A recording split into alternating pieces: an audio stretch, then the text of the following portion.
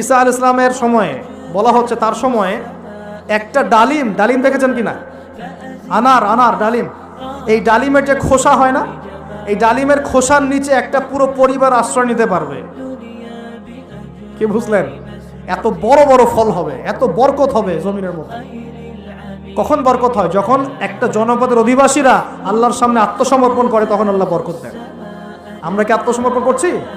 এই জন্যই তো অর্থনৈতিক মন্দা চলছে। এমনি নাকি? সুদ খাচ্ছেন, দিব্যি ঘুষ খাচ্ছেন, দুর্নীতি করছেন, জেনা করছেন, মানুষের সম্পদ আত্মসাৎ করছেন, মাপে কম দিচ্ছেন, আবার নামাজও করছেন, মাশাআল্লাহ। তো বরকত কোত্থেকে আসবে? তো বরকত কখন আসে? যখন একটা কম আল্লাহর সামনে সম্পূর্ণ আত্মসমর্পণ করে। একটা ডালিম হবে, এটা রূপকথা নয়, এগুলো গাল গল্প বলছি না।